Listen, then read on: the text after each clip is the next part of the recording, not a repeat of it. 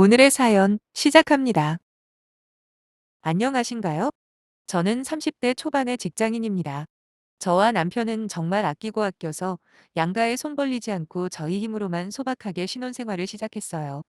아이는 둘 다 좋아하긴 하지만 나중에 여유가 어느 정도 생기면 갖기로 하고 말 그대로 악착같이 돈을 모았죠.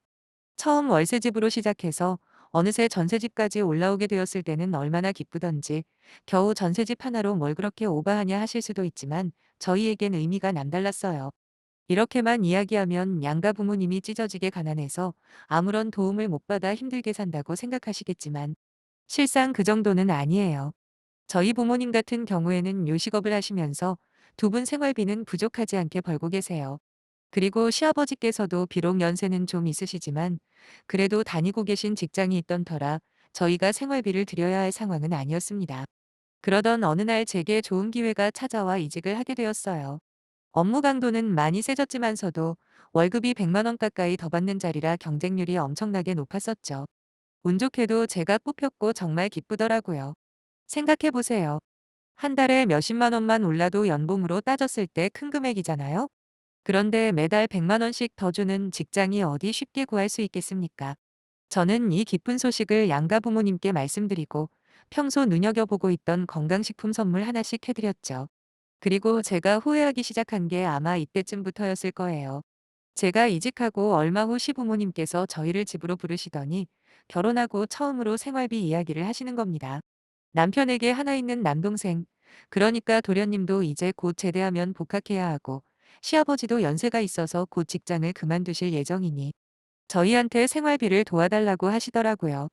갑자기 잘 다니시던 직장은 왜 그만두셨냐니까 그동안 오래 일하기도 했고 좀 쉬고 싶다 하시면서 그런 걸 떠나서라도 니네가 이제는 도와줘야 하지 않겠냐며 당연하다는 듯이 말씀하시네요.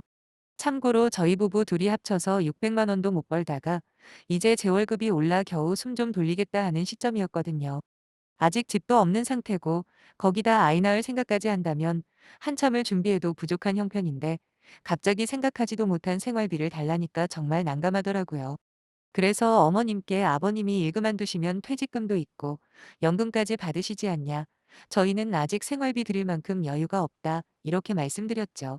하지만 어머님은 제 말은 귀에도 안 들리시는지 저와는 눈도 마주치지 않으시고 남편에게만 대답을 요구하셨습니다. 문제는 남편의 반응이었어요. 저와 시어머니를 번갈아 쳐다보며 눈치만 살필 뿐 아무 말도 못하는 겁니다. 어쩔 수 없이 제가 나서서 한번 생각해 보겠다고 말씀드리곤 남편 끌고 도망치듯 시가를 떠나왔어요. 돌아오는 길에 차 안에서 남편이 한참을 뜸을 들이다가 조심스레 묻더군요. 무리인 건 자기도 아는데 그래도 좀 도와드리면 안 되냐고 말이죠. 안 그래도 제대로 말 한마디 못한 남편에게 화가 나 있던 저는 그게 무슨 소리냐며 아버님이 30년을 넘게 회사에 다니시다 그만두시는 건데 그 퇴직금만 해도 노후 자금은 충분하지 않냐 하고 따졌습니다. 근데 이상한 건 시어머니도 그렇고 남편도 마찬가지로 제가 퇴직금 이야기만 꺼내면 거기에 대해서는 한마디도 안 하는 거예요. 순간 느낌이 쎄하더라고요. 그래서 남편에게 계속 추궁을 했습니다. 혹시 아버님 퇴직금 다른 데 쓸 계획이 있냐고 말이에요. 그러자 남편이 하는 말이 아버님 퇴직금은 아무래도 도련님, 자취방 전세보증금으로 쓸 계획이라고 하는 겁니다. 아니 우리도 개고생하며 겨우 얻은 전세집인데 아직 대학생인 도련님한테 무슨 전세집이랍니까? 하숙을 하던지 월세방이나 구해주면 되는 거지. 굳이 꼭 전세집을 구해준다는 것 자체가 이해가 안 되더라고요. 그런데 남편은 한술 더 떠서는 이번에 제가 이직하면서 여유가 생기지 않았냐. 그러니까 자기 집 좀 도와주면 안 되겠냐 하며 사정을 하는 거예요. 너무 황당해서 몇 마디 했습니다. 아니 그렇게 힘든 상황이면 애초에 도련님 자취방 정도는 월세로 하던가 그것도 안 되면 도련님 본인이 휴학하고 아르바이트를 하는 게 맞는 거 아니냐고요. 돈이 없으면 그 상황에 맞춰서 사는 거지 너무 이기적이다. 그리고 나도 내가 번 돈 쓰고 싶은 대로 쓰지도 못하고 나중에 우리 자식 생기면 부족함 없이 키우고 싶어서 악착같이 아끼고 모으는 건데 너는 생각이 있냐 없냐 막 따졌습니다. 그렇잖아요. 한 여자의 남편이자 언젠간 아빠가 될 인간이라는 게 정작 챙겨야 할 지가정은 나 몰라라 하고 자기 부모와 동생만 위한다는 게 말이나 되는 이야기입니까? 한참을 속사포처럼 퍼부었더니 대뜸 남편이 한다는 말이 그때 가면 시부모님이 도와주시겠지 하는 게 아니겠어요. 한치도 반성의기미도 안 보이는 남편이 한심해서 저도 모르게 목청껏 소리쳐버렸네요. 지금 당장에도 돈이 없어서 생활비 달라고 하시는데 무슨 수로 나중에 우리를 도와준다는 거냐? 무슨 로또 당첨이라도 예약해 놓은 거 아니면 되지도 않는 소리 하지 말라고요. 그랬더니 이번엔 자기 부모님 무시하냐고 또 발끈하는데 정말 말이 안 통한다는 게 이런 느낌이구나 싶었네요. 그렇게 그날 아무런 결론도 내지 못하고 집에 도착했습니다. 살얼음판 같은 분위기는 며칠이고 이어졌네요. 솔직히 여유만 있으면 엄연한 가족인데 왜 안 도와드리고 싶겠습니까? 하지만 제 가정이 먼저잖아요. 거기다 퇴직금 나오는 거랑 연금만으로도 시부모님, 노후 자금은 어느 정도 해결이 될 텐데 굳이 무리해서까지 돈을 드리고 싶지는 않았어요. 그래도 그때까지는 남편과 이혼까지 생각하지는 않았습니다. 그러다 어느 날 퇴근하고 샤워를 하고 있는데 남편이 큰 소리로 통화를 하면서 들어오더라고요. 마침 거의 다 씻은 상태라 나가려다 통화 내용을 듣고 깜짝 놀랐네요. 남편이 전화로 누군가에게 소리를 치는 거예요. 그 돈으로 왜 주식을 했냐면서요. 알고 보니 전화를 하는 상대는 시어머니였고 곧 퇴직하신다는 아버님은 이미 일을 그만둔 상황이었더군요. 문제는 퇴직금으로 주식을 샀다가 폭락을 한 겁니다. 그것도 아버님의 퇴직금으로 말이죠. 일단 저는 모른 채 했습니다. 괜히 아는 척 나서 봐야 또 돈 이야기할 게 뻔하잖아요. 그런데 며칠이 지나도 남편이나 시부모님 쪽에서 잠잠한 겁니다. 그래서 생각했죠. 결국에 냅두면 알아서들 해결하는구나 라고요. 그러던 와중에 갑자기 파출소에서 연락이 왔습니다. 시아버지께서 구류 중이시더라고요. 근데 이유가 뭔지 아세요? 회사 그만두고 심심해서 시작한 화투판에서 처음엔 푼돈으로 잃고 따고 하다가 재미가 드신 아버님이 결국 타짜들한테 제대로 물렸답니다. 주식을 산 돈을 제외하고 그나마 집에 있던 돈까지 다 잃은 것도 모자라서 일수꾼한테 돈을 빌려서 그 돈까지 다 날려버렸는데 잃은 돈을 돌려달라고 깽판을 놓다가 경찰에 신고가 들어갔다고 하더군요. 진짜 무슨 쌍팔년도도 아니고 화투하느라 일수까지 쓰는 사람이 내 시아버지라니 하필 시집으로라도 이딴 집으로 왔나 하는 후회만 되었네요. 그렇게 어찌어찌 시아버지를 댁으로 모셔다 드리고 집에 와서 남편과 이야기를 했어요. 도대체 당신 집은 뭐가 문제냐고요. 저번에 일 그만둔 거 속이고 우리한테 생활비 달라고 한 것까지는 이해한다 쳐도 퇴직금으로 주식을 하질 않나. 그런데 이번엔 무슨 화투한다고 빚까지 지시냐고 하니까 또 지네 가족이라고 발끈하는 남편을 보면서 대체 어디서부터 잘못된 건지 알 수가 없더군요. 당장 급하게 아버님이 빌린 일수부터 갚아야 한다는 남편에게 당신이 대출을 받던 마이너스 통장을 뚫던 알아서 해라. 대신 내 돈은 절대로 건드릴 생각하지 말라고 하면서 엄포를 놨거든요. 그러자 갑자기 남편이 우물쭈물하면서 한다는 말이 가관이었네요. 자기는 이미 대출 받을 대로 받아서 더 이상 불가능하답니다. 그러면서 제 명의로 대출받아서 좀 해결을 해주면 안 되냐는 말에 이런 놈은 때려도 무죄가 아닐까 싶었네요. 저는 단호하게 거절했어요. 네가 아는 사람들한테 돈을 꾸던 아니면 도련님이 노가다를 뛰던 알아서 구하라고 했습니다. 나는 우리 가족 행복하게 살기 위해 저금하고 아둥바둥하는 거지. 절대로 시가 식구들 허튼 짓 메꿔주려고 이렇게 치열하게 사는 거 아니라고요. 그렇게 며칠이 지나니 웬일인지 시부모님도 남편도 조용하더라고요. 무슨 일인지 궁금했지만 굳이 관심 갖고 싶지 않았어요. 왜냐하면 그 당시에 정말 진지하게 남편과 시가에 대해서 여러 가지 생각을 하고 있었거든요. 그런데 집주인 아주머니에게 연락이 왔습니다. 남편한테 이야기 들었냐고 하면서 갑자기 다음 달 월세 낼 날짜를 말해주는 게 아니겠어요? 순간 불길한 예감이 들어서 아주머니에게 여러 가지 물어봤더니 남편이 저 몰래 저희 집 전세보증금을 빼서 월세로 바꿔달라고 했다는 거예요. 정말 하늘이 무너지는 듯 했습니다. 남편에게 전화해서 난리를 쳤더니 곧바로 실토를 하더라고요.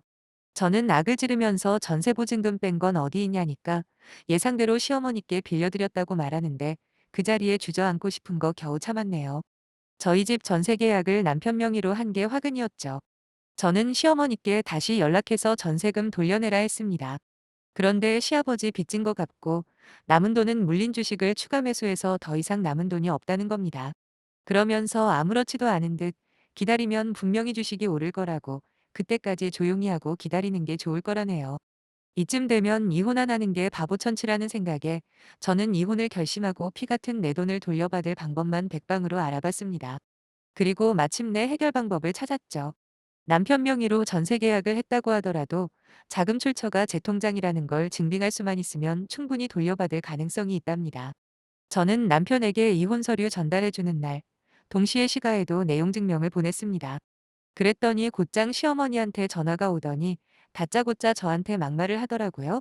싸가지 없이 어디 시부모한테 내용 증명을 보내냐며. 나중에 주식으로 큰돈 벌어도 국물도 없을 줄 알라고 되려 저한테 큰 소리까지 치시는 겁니다. 저도 지지 않고 받아쳤어요. 나중에 생길지도 모르는 큰돈 따위는 필요 없으니 좋게 말할 때 가져간 내 돈이나 달라고요. 화가 머리끝까지 나버린 시어머니가 방방 뛰는 거는 무시하고 그렇게 제 할 말만 하고 끊었네요. 저는 친정에 잠시 머물면서 연락을 기다렸죠. 그런데 시어머니나 남편이나 제 전화도 안 받고 카톡도 씹는 거예요. 할 수 없이 이혼 소송 진행했습니다. 그제서야 시어머니한테 연락이 와서는 지난번 큰소리 칠 때와는 전혀 다른 태도를 보이시더라고요. 듣자 하니 시어머니가 매수한 회사가 원래 경영 악화 이슈가 있었는데 얼마 가지 않아서 결국 거래 정지가 걸렸다면서 자기가 전부 잘못했으니 이혼한다는 생각만 거두어 달라고 사정사정을 하는 겁니다. 그냥 바로 끊어버리고 그 뒤로 걸려오는 전화는 전부 안 받았습니다. 지금까지 참을 만큼 참았고 기다릴 만큼 기다렸다고 생각한 저는 이번에 확실하게 정리해야겠다 결심하고 대형 로펌을 찾았죠. 그리고는 그동안 있었던 일들과 제가 가지고 있던 증빙 자료들을 상세히 전달했습니다. 며칠 뒤 충분히 승산이 있다는 변호사 측 말을 듣고 자신있게 소송을 진행했네요. 생각보다 시간이 많이 걸렸어요. 거기다 절차도 엄청 복잡했고요. 그렇게 지저분한 법정 싸움이 몇 달간 진행이 되었고, 결과는 다행히도 저의 승리였습니다. 시부모님은 유일한 재산이었던 집을 빼서 제게 줄 돈과 변호사 수임료를 지불해야 했다고 하더라고요. 그리곤 경기도 끝자락에 월세집을 이사를 간다는 소식까지 듣고는 이제 완전히 끝난 줄 알았는데 역시 구질구질한 인간들이 하는 짓이 다 그렇죠. 저 때문에 자기 집안이 거덜났다며 무슨 년 별의별 욕을 문자로 계속 보내는 겁니다. 그나마 남편이었던 놈은 반성을 하는 건지 아니면 어차피 욕해봐야 좋을 거 없다고 생각했는지는 모르겠지만 아무런 연락도 안 했는데 하루에도 몇 번씩 시어머니한테서 욕설 문자가 오더군요. 그래서 제가 어떻게 했는지 아세요? 저한테 보낸 욕설 문자를 하나도 빠뜨리지 않고 전부 캡처해서 다시 한번 그대로 내용 증명을 보내드렸습니다. 그러면서 한번 겪어보셨을 테니 이 내용 증명으로 내가 어떻게 할지 잘하실 거라 믿는다고 한 번만 이딴 문자 보내면 또 고소할 테니 이번엔 무슨 돈으로 변호사비 낼지나 걱정하라고 했네요. 그리고 마지막으로 충고 하나 한다고. 당신들이 주식하고 도박해서 돈 날린 건 나하고 아무 상관없는 일이니까 제발 이제라도 정신 똑바로 차리고 살라 했습니다. 한 번 당해봐서 그런지 그 후로 두 번 다시 문자나 전화가 오지 않더라고요. 그렇게 지긋지긋한 그 인간들과의 인연은 끝이 났고 참고 살아봐야 나만 호구되는 세상이라는 걸 지금이라도 깨닫게 돼서 그나마 다행이라는 생각뿐이네요. 앞으로 남은 인생도 지금처럼만 똑부러지게 살아내고 싶습니다. 그럼 올 한 해도 좋은 일만 가득했으면 하는 바람을 끝으로 제 사연을 마칠게요. 감사합니다.